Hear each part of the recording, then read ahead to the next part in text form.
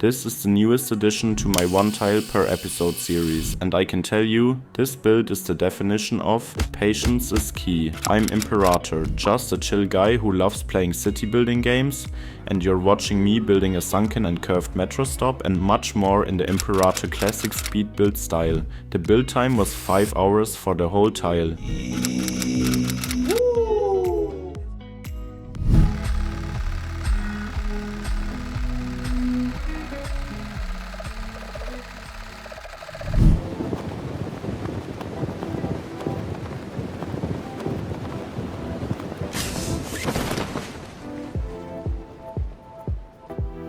First, we start by finishing the area around the waterfall that we built in the last episode so that we have a nice transition to today's tile. We'll build another visitor center or museum for this. I don't know which of both makes more sense at the end of the day. Maybe it's also a nice restaurant. I've put it together with Move It, with the country club from the UK pack and 2 other commercial buildings. Then I'll surround it with sidewalks so that it's just a nice green park area where people like to hang out and learn about the waterfalls in the background.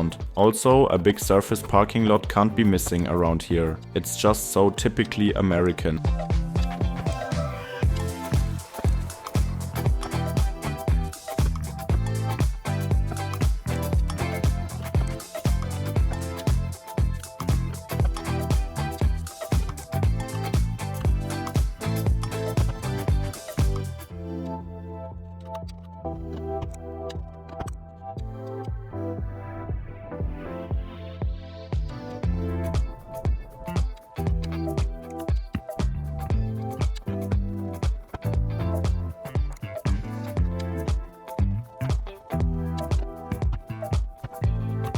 As we have a kind of cliff here, we naturally have to work with the different elevation levels again. We'll do that and build a large hotel at the corner of the slope, with a fantastic view over the waterfall. I'll make a big hotel out of these 2x2 office buildings and color them in white and blue so that it just fits the whole environment. But again, it's a bit inspired by Niagara Falls in the USA or maybe the Canadian side. I'm not even sure anymore.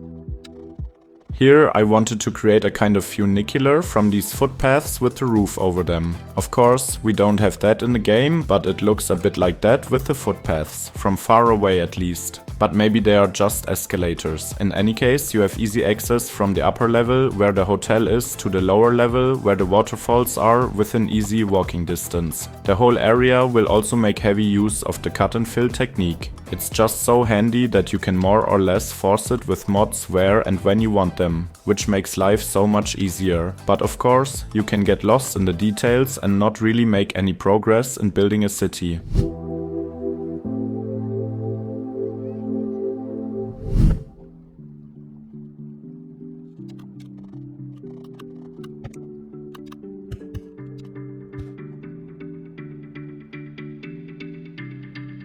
As it's my way, I have to test and install all the new content from the game in my new city straight away. But as with every pack, I only really like a few specific buildings, and as you've already noticed, I'm particularly taken with these you see on the screen from the Japanese pack. I simply love this terrace look, and the buildings lend themselves very well to it. I placed them one below the other on the slope.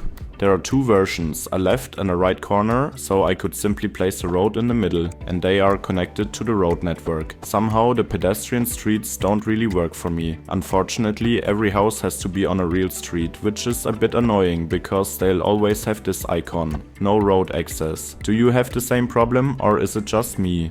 I think my game is a bit strange in general because I hardly have any traffic or people in the city. Everything just feels a bit dead, but it was similar in City Skylines 1 for me, where I didn't had any traffic problems at all most of the time. What's still missing are different surfaces to make everything look a bit better. I particularly like this red brick look. I'm also going to use it here around the new Japanese houses, but also down at the visitor center. Then, just a few more trees are missing, and that would actually be the first chapter of today's episode where we build the transition to the waterfall tile. Oh yes, I forgot to say something else. Unfortunately, the LOD models are not really good from the creator packs. Especially with the large buildings, it's extremely noticeable that they just look extremely bad in the distance. Some of the edges are connected into weird triangles and they are somehow squeezed together at some points. Well, I think this has to do with the auto LOD models, as someone else mentioned, but I'm not sure why that is. I hope this can be fixed somehow, because the creator packs themselves are very cool and have great content, but if you can't use half of the buildings because the LODs are so bad, it's kind of pointless.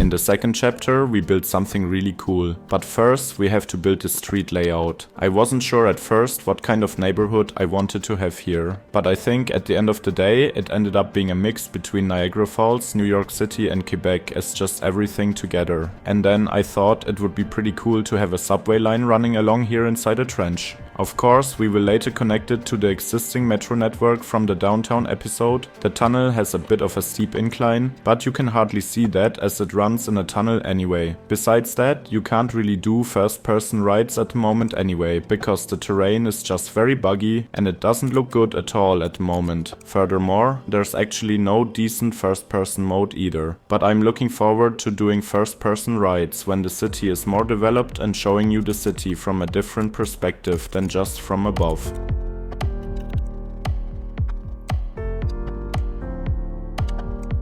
So, how did I build this metro station? I used the road builder mod to take the station tracks from the metro and the train and added a platform on both sides. By the way, the train will have a stop next to the metro here too, but it will have a different route than the metro, and it will be more relevant for the regional train traffic, which means that this station will be an important hub in the city's public transportation system. So I used the road builder mod to add the platforms, and then simply laid them out in a curve with a long segment. You have to make sure that the station is really long enough, because metro stations in real life, but also in game, are longer than you would actually expect. For me it was just about long enough, but it was almost too short, and I only noticed after I've detailed everything already. Then I added footpaths all around to finish off the edge with concrete, and we can then place houses directly around it to give it that cool New York City subway look.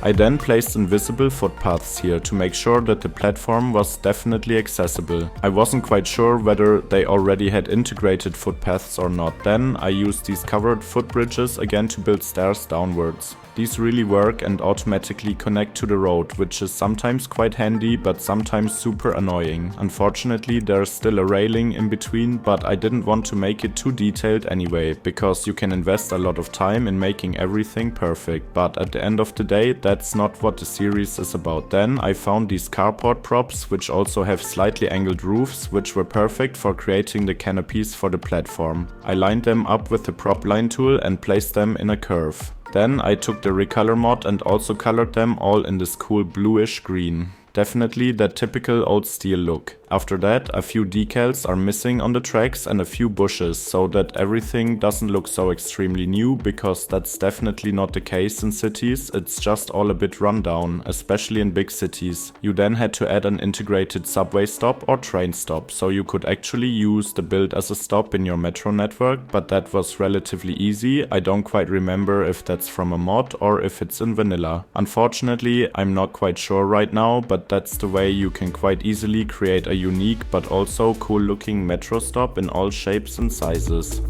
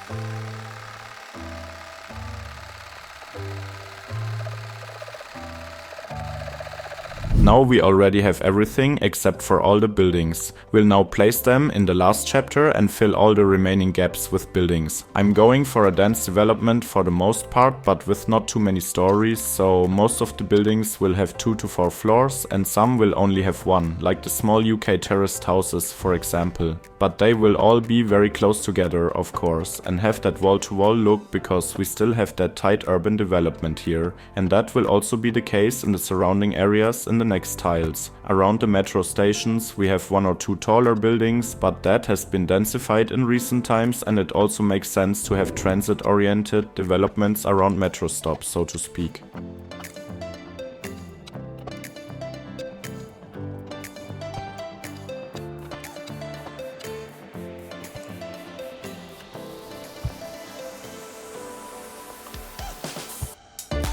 I wanted to have a very specific building style here, but that would have been quite tedious to find each building individually and scroll through all the categories, so at the beginning I marked all the buildings that I particularly like and that I think fit really well in this area with a star, so I have all the buildings in one place and can save myself a lot of time searching them all individually. This is a really good tip for building neighborhoods with a really distinct style quite quickly and effectively. Unfortunately, there are no tags like in City Skylines 1 yet, but I think we'll get that bit by bit in the upcoming months and years. The Find It mod itself is really useful though. The whole area consists mainly of medium density residential buildings and row homes of the EU, but also the North American style. We also have commercial buildings, mixed-use buildings, but also some new buildings from the Japanese pack. Which ones actually fit particularly well are the UK townhouses, and I will use these quite often because they also fit extremely well in a North American city like we are building here.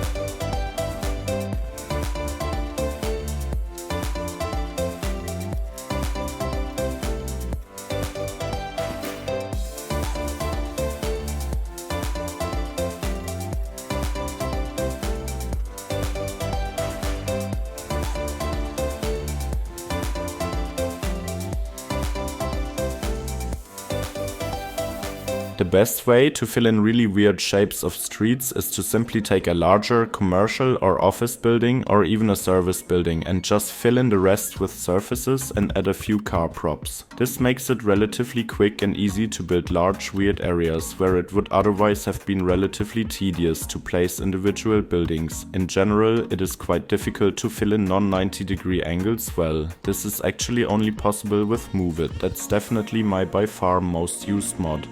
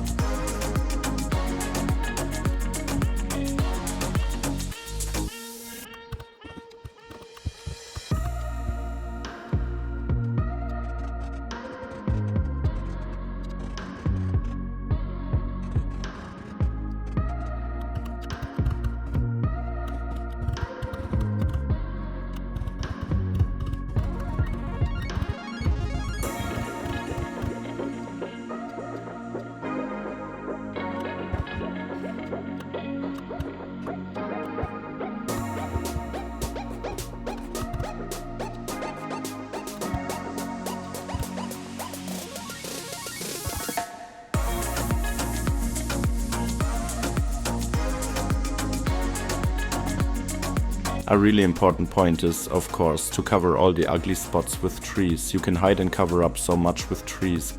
Cliffs, gaps in between buildings, simply everything. It's really incredible, so I would definitely not neglect trees in your city, because they make a really big difference.